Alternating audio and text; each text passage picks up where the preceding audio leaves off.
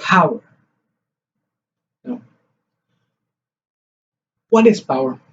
Power is many things, but its ability to corrupt narrows it down to a few. Power in the right hands can lead to many good things. Therefore, introducing my topic today, power doesn't necessarily corrupt. More good than bad can come from power, such as decrease in poverty rates, building a bigger and better economy, and also influencing the younger generation. Power, when bestowed upon the right people, can lead to changes such as reduce in poverty rates. Poverty is a challenge faced by 8.6% of the world population and or around 736 million people.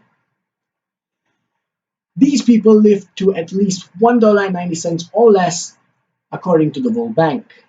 People who are trying to make a change or who are currently making a change in the world are Bill and Melinda Gates and Oprah Winfrey. Bill and Melinda Gates has started the Gates Foundation and have donated approximately $50 billion to the cause. Oprah Winfrey, on the other hand, she has opened the Oprah Winfrey Leadership Academy for girls in South Africa.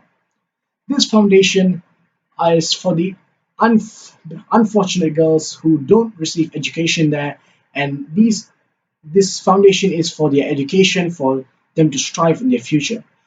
As research has gone, these leaders are leaders who look to lead us to a brighter future. An economy can grow when there's an increase in aggregate supply and an increase in aggregate demand. Building a strong economy requires an individual or a group with enormous amount of power and ability to do right with that power.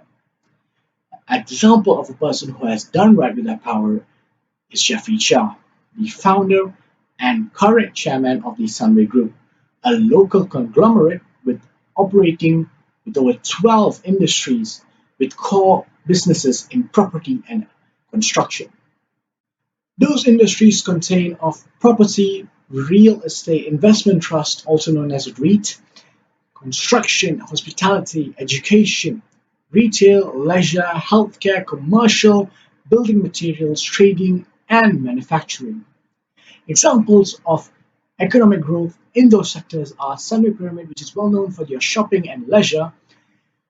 Sunway University and College was built for their education, with over 26,000 students there from over 60 countries. And finally, we have Sunway Medical Center, which is built for their medical purposes. These are just a few examples of how an increase in aggregate of demand and an increase in the aggregate of supply. Influencers and entertainers hold the most power compared to the last two points I've made. The reason I say that is because influencers and entertainers, they influence our younger generation. And knowing the younger generation are possible for our futures, it is going to be a heavy burden on them. And being influencers or entertainers, their motive would be to guide and show the young generation a right way and to relieve their burden which they currently have on them. Let's take the Paul family for an example, consisting of Logan and Jake Paul, both consisting with over 10 million subscribers on YouTube. During this Black Lives Matter movement occurring in the United States of America, one brother, Logan Paul, chooses to peacefully protest. Meanwhile, the other brother, Jake Paul, has been charged with misdemeanor trespassing after a mall looting. The Jake Paul fans have been giving him a massive backlash on his channel, and comparing him to his brother, which is complete opposite.